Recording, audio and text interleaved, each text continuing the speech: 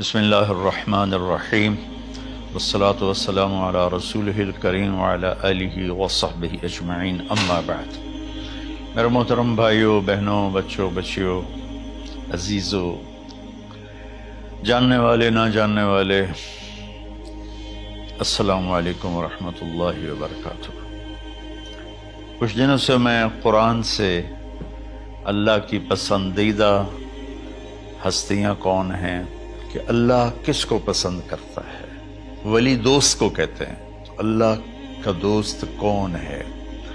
وہ یہ کوئی وراثتی چیز نہیں ہے کہ ایک بڑے اولیاء اللہ تھے تو اب ان کا بیٹا بھی انہی جیسا ہوگا۔ ہمارے یہاں وراثت چلتی ہے کہ بڑے بزرگ کا بیٹا بھی بزرگ بن جاتا ہے، چاہے وہ کلین شیو ہو، وہ لوگ اس کے پاؤں چوم رہے ہوتے ہیں، جہالت ہے۔ تو آج میں تھوڑا سا سورہ بنی اسرائیل ہے، اس میں بھی سارے اخلاق بیان ہوئے۔ میرے بھائی بہنوں، ایمان لانے کے بعد انسان بنتا ہے، اور اس کے بعد اس کی قیمت، اس کا بڑا پن، اس کی وجاہت، اس کی شرافت وہ پیسوں سے نہیں ہوتی۔ پیسوں سے انسان مالدار تو ہو جاتا ہے، بڑا نہیں بنتا، بڑا نہیں بنتا۔ ہمارا علم غلط ہو گیا۔ بڑا بڑا بندہ جے بولدیاں 3 ملن، یہ 200 مربن، یہ نوابہ فلانا ہے، نوابہ فلانا ہے۔ میرے بھائیو، یہ بالکل غلط علم ہے۔ بڑا وہ ہے جسے اللہ پسند کرے، بڑا وہ ہے جو میرے نبی کی زندگی کے پیچھے چلے، بڑا وہ ہے جس سے اللہ تعالیٰ راضی ہو جائے، باقی سب چھوٹے چھوٹے ہیں۔ تو آج ایک تیسری جگہ سے میں کچھ باتیں قرآن سے عرض کروں گا جن کا تعلق ہمارے ایمان سے بھی ہے، اخلاق سے بھی ہے۔ وہ ہے بسم اللہ الرحمن الرحیم، وَقَضَىٰ رَبُّكَ أَلَّا تَعْبُدُوا إِلَّا إِيَّاهُ بِالْوَالِدَيْنِ إِحْسَانًا إِمَّا يَبْلُغَنَّ عِندَكَ الْكِبَرَ أَحَدُهُمَا أَوْ كِلَاهُمَا فَلَا تَقُل لَّهُمَا أُفٍّ وَلَا تَنْهَرْهُمَا وَقُل لَّهُمَا قَوْلًا كَرِيمًا وَاخْفِضْ لَهُمَا جَنَاحَ الذُّلِّ مِنَ الرَّحْمَةِ وَقُل رَّبِّ ارْحَمْهُمَا كَمَا رَبَّيَانِي صَغِيرًا۔ یہ بہت بڑا مضمون ہے۔ اللہ نے قرآن بھر دیا والدین کے خدمت کے لیے، والدین کی اطاعت کے لیے، والدین کی ماننے کے لیے۔ پہلا جملہ ہے اور تیرے رب نے فیصلہ کیا، ایک مطلب۔ دوسرا، اور تیرے رب نے حکم کیا کہ بندگی صرف اللہ کی ہے، بندگی صرف اللہ کی ہے۔ عبد اسے کہتے ہیں جو ہر بات پہ سر جھکا دے، عبد اسے کہتے ہیں جو ہر بات پہ بچھ جائے، اس کو عبد کہتے ہیں۔ تو اللہ کہہ رہا ہے میرے بندو، میرا ایک فیصلہ ہے اور میرا ایک حکم ہے، میرے سوا نہ تمہارا ہاتھ کسی کے آگے پھیلے، نہ تمہاری گردن کسی کے آگے جھکے۔ ایک دوسرے سے مدد لینا، اس کو ایک دوسرے کی تعاونوں میں آ جاتا، تعاونوا علی البر والتقوی، ایک دوسرے کا ساتھ دو، ایک دوسرے کی مدد کرو۔ میرے نبی قرضہ اٹھاتے تھے۔ میرے نبی جب انتقال ہوا تو آپ کی زرہ 9 وسق پر، وسق 5 من کا ہوتا ہے، تو وہ جو کے بدلے آپ نے زرہ رکھوائی تھی کہ جب میں تمہیں ادا کروں گا زرہ لے لوں گا، اور آپ کا انتقال ہو گیا، آپ زرہ اپنی واپس نہیں لے سکے۔ وہ چیزیں جن کا تعلق صرف اللہ کی ذات سے ہے اور کوئی نہیں کر سکتا، اس میں صرف اللہ کے آگے ہاتھ پھیلا، جیسے ہم کہتے ہیں مدد، نصرت۔ اللہ کہتا میں ہوں، الا ان نصر اللہ قریب، سنو میری مدد تمہارے قریب ہے۔ تو اللہ تعبدوا الا ایاہ، بس ایک چھوٹا سا جملہ اللہ نے یہاں کے، چونکہ یہاں اللہ نے والدین اور اخلاق بتانے تھے تو اپنے لیے صرف ایک جملہ بولا، باقی باتیں بھی اللہ کے لیے ہیں، لیکن اللہ نے میری بندگی، اس بندگی سے مراد 5 وقت کی نماز نہیں ہے، حج، روزہ، زکوٰۃ نہیں ہے اس کی مراد، یہ ساری باتیں داخل ہیں، اور اس کے ساتھ 24 گھنٹے کی زندگی اللہ کی مرضی پر گزارو، نفع آئے تو شکر ادا کرو، نقصان ہو تو صبر کرو، برداشت کرو، پھر بھی شکر ادا کرو کہ میرا رب یہ کہہ رہا ہے کہ میں نے صرف اللہ سے تعلق جوڑنا ہے۔ اللہ کے نبی نے اپنے چچا زاد بھائی عبداللہ بن عباس سے فرمایا کہ یا غلام، اے نوجوان، اسی کا بکلمات فاحفظہ، میں تمہیں چند باتوں کی وصیت کرتا ہوں، کیا؟ احفظ اللہ، احفظ اللہ یحفظک اللہ، یحفظک اللہ، اللہ کے اوامر کی حفاظت کر، اللہ تیری حفاظت کرے گا۔ احفظ اللہ تجدہ تجاہک، تو اللہ کے اوامر، اسلام، حلال حرام کی پہچان کر کے زندگی گزار تو اللہ کو ہر وقت تو اپنی مدد کے لیے تیار پائے گا۔ اور لمبی حدیث ہے، عشاء کی نماز کا وقت ہو رہا ہے، اس میں وہ جملہ جو اس میرے مضمون سے متعلق ہے، وَإِذَا سَأَلْتَ فَاسْأَلِ اللَّهِ، جب بھی مانگو اللہ سے مانگو، جب بھی مانگو اللہ سے مانگو، اللہ کے سوا کوئی دینے والا نہیں ہے، صرف اللہ ہے دینے کے لیے۔ وَإِذَا اسْتَعَنْتَ فَاسْتَعِنْ بِاللَّهِ، اور جب مدد کے لیے ہاتھ اٹھاؤ تو صرف اللہ کو پکارو، جب ضرورت حاجت کے لیے، مدد کے لیے ہاتھ اٹھاؤ تو اپنے اللہ کو پکارو۔ تو یہ حدیث کی بات بھی ہے، جو قرآن کی بات بھی ہے۔ اس کے بعد آگے اللہ کہتا ہے وَبِالْوَالِدَيْنِ إِحْسَانًا، اور اپنے والدین کے ساتھ احسان کرو۔ احسان کا کیا مطلب ہے؟ اللہ آگے اسی کی تشریح کر رہا ہے۔ ویسے احسان کا مطلب عربی میں ہوتا ہے، یہ جو ہمارا اردو کا احسان ہے، میں تیرے تو احسان کیتا تو ہوں میں نالے کی کر رہے ہیں، یہ بھی مطلب ہے، لیکن احسان کا اصل مطلب ہوتا ہے، احسان حسن سے ہے، حسن، حسن سے الف، 2 الف ملے اور احسان بن گیا۔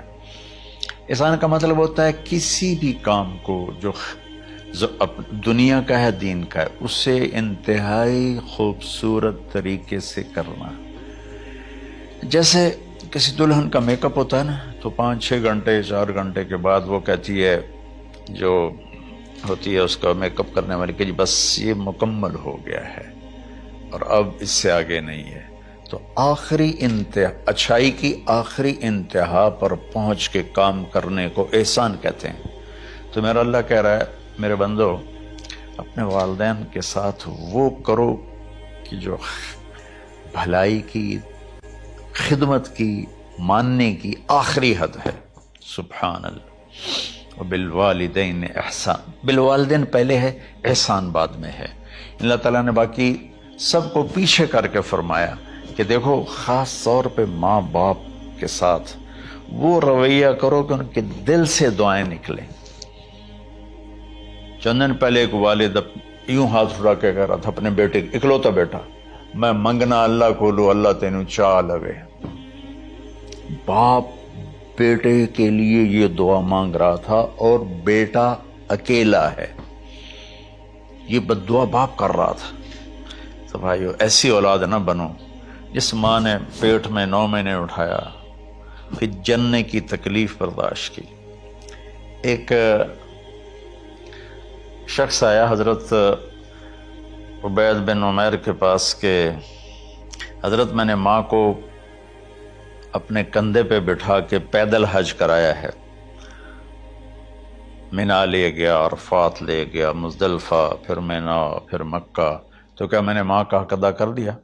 میں نے فرمایا ولا تلقۃ واحدہ، بیٹا ابھی ایک تلقہ کا حق بھی ادا نہیں ہو۔ تلقہ کسے کہتے ہیں؟